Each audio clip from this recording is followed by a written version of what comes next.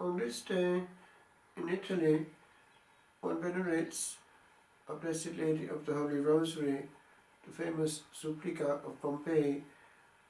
Blessed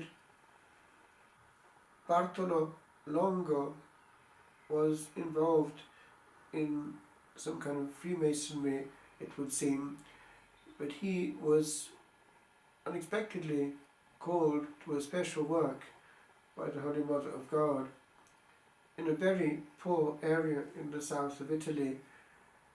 He was given means in a supernatural way to build a massive and very beautiful sanctuary, all dedicated to the Holy Rosary, where perpetually rosaries are going on in the day. And he was given this novena, a novena of novenas, with half in supplication and half in gratitude, thanksgiving for a grace impetrated in this form of prayer. It's known for its efficacy over the world. It has spread. It's also the day on which we recall the apparition of St Michael the Archangel at Monte Gargano in the south of Italy, in Apulia. From the earliest times, Christians were aware, as were the Jews themselves, of the importance of the angelic world and of St Michael in particular. We have, for instance, this phenomenon that happened among the Greeks. There was the apparition at Hone, the ancient Colossus in Phrygia. There was in that city a church dedicated to St Michael, and it was frequently visited by a holy man named Archippus, who was violently persecuted by the pagans. One day, when Archippus was at his devotions in this place, which was his favourite, his enemies resolved to destroy both him and the church. Hard by ran a brook which flowed into the river Lycus. This they turned off and flooded the ground on which stood the church. Suddenly there appeared the Archangel St Michael, holding a rod in his hand. The water immediately receded and flowed into a deep gulf near Colossa, where the Lycus empties itself and disappears. Now the date of this is not certain, but it definitely occurred when the pagans were numerous enough in Colossa to harass the Christians. Another apparition, which encouraged devotion to St Michael in Italy, took place on Mount Gargano in Apulia. It is the one honoured specifically on this day, the 8th of May. A third happened on Mount Tomba on the coast of Normandy. That's remembered on the 16th of October. We notice how tendentially St Michael appears on high places. If one looks at the spire at Saint-Michel, that high cliff, that rock in the middle of the sea in Brittany, one sees St Michael on the top, where actually he did appear. Likewise at Monte Sant'Angelo, Hadrian's tomb in Rome, one sees St Michael there sheathing his sword. He drove away the plague. He appeared there, a notable point on a high place in Rome.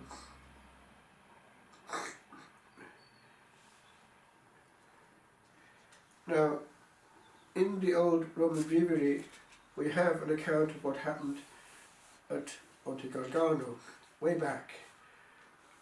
And here is translation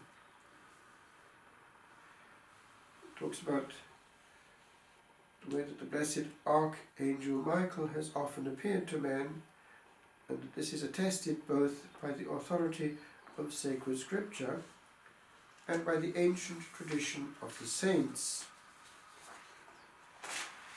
Hence, the memory of these apparitions is commemorated in divers places. As heretofore, Michael was honoured by the synagogue of the Jews as guardian and patron, so he is now by the Church of God.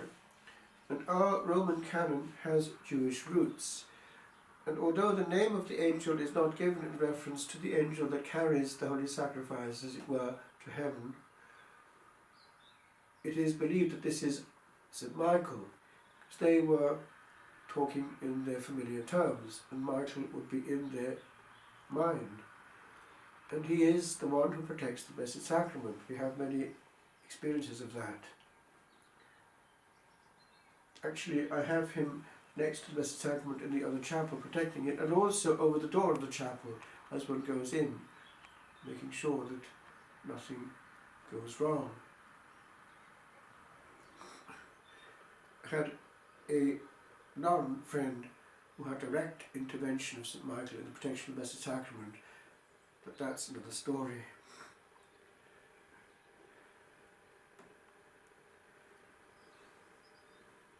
A celebrated apparition of the Archangel took place under the pontificate of Gelasius I in Apulia, on the top of Mount Gargano, at whose foot lies the town of Siponto.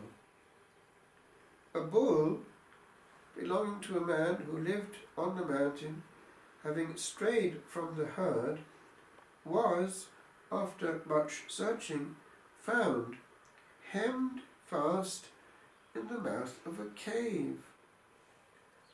One of its pursuers shot an arrow with a view to rouse the animal by a wound. But the arrow, rebounding, struck him that had sent it. The circumstance excited so much fear in the bystanders and in them that heard of it, that no one dared to go near the cave. The inhabitants of Siponto therefore consulted the bishop, who answered that in order to know God's will, they must spend 3 days in fasting and prayer. That was a holy bishop acting in a holy way and really wanting discernment, a model of how a bishop should react and not take decisions for God without listening to God intensely.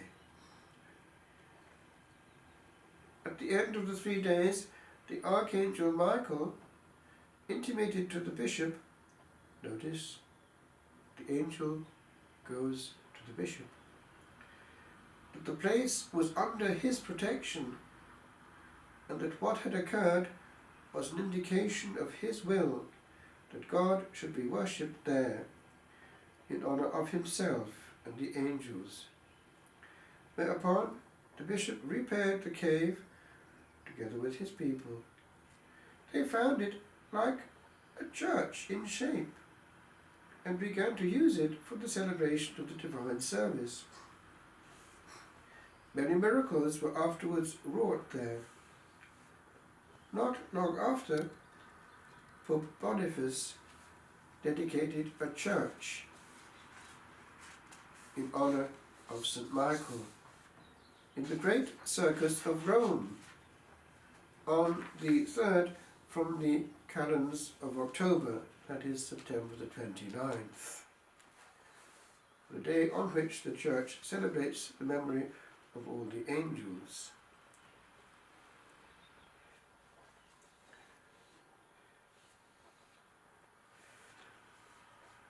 In the old rite, this is the memorial of St Gregory Nazianzen, who was an important bishop and doctor in the East, also for us, And he would have been operating like St Basil, his friend, with whom he studied at Athens, in the Eastern mode of liturgy.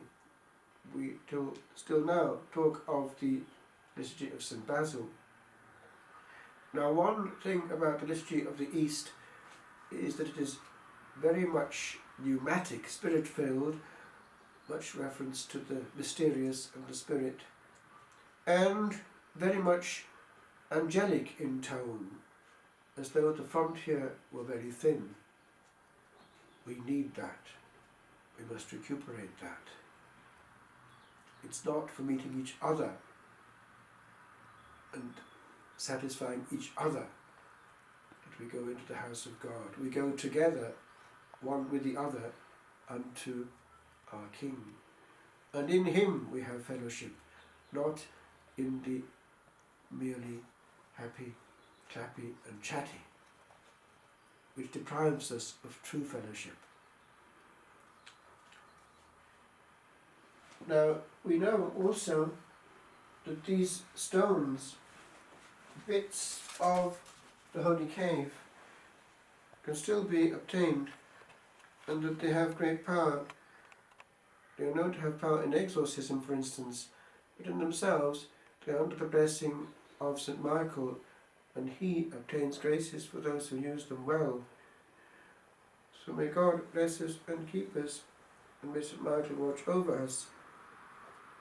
We need to invoke St Michael also ourselves. He is the model of correct attitude to our King. What does his name mean? Michael, who, like God, quis ut Deus. In answer to the rebellion of Lucifer, who had been the brightest, and it was at that point that St Michael was given power greater than before and glory, and was able to rally the other angels, and only a third fell, although Lucifer had planned a total rebellion. But that third is a very large number. So they are around, and they mean business. But they are in perfect order and obedience, like an army in battle array. And therefore, as in the infernal regions there is efficacy because of order and obedience, so too we need to be aware that without order and obedience we are majorly at risk. So what will the enemy do? Divide and conquer. His name, Diabolos, means divider, diavolein. Now, what Lucifer fell by was pride and independence. And in saying, who is like God, St Michael is showing us the true attitude of soul. We get into spiritual trouble when we start to own our gifts and to be independent. Our true attitude is that of nothing, for the creature has received all. But as the Archbishop of Cardiff once put it years ago, you are dust, but you are divine dust. And that is why we have protection. Now St Michael, according to tradition and the scriptures, will be there also dividing the souls at the end of time. And also he is there guiding souls, the souls of the elect, unto glory. He is there at death. So this is the friend that we need, as well as all his angels on the other side.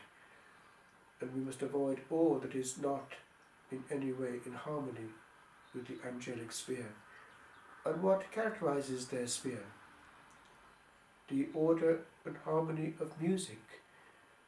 And therefore, if in our time we have little in the way of beauty in church because of the lockdown, we need in some way to make up for it in our heart, and at least in private, worship our King in the one language that we have in common with our hidden angelic friends, the language of beauty, which is music.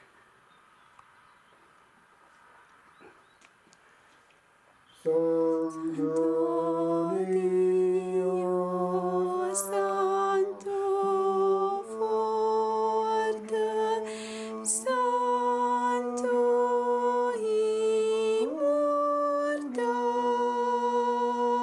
immortale, abbi pietà di noi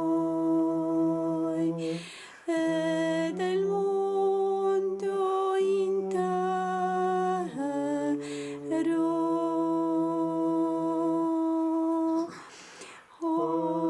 Holy God, Holy Mighty, Holy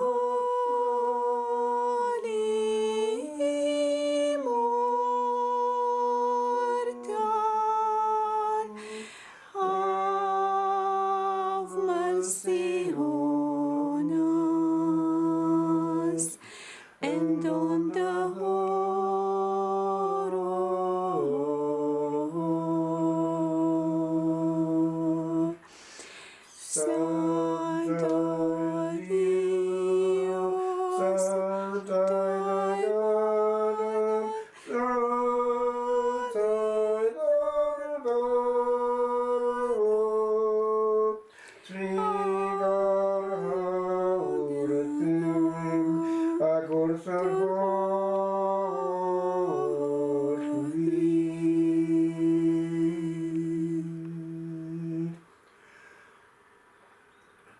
Agios Oteos, Agios Ischiros, Agios Athanatos, Eleison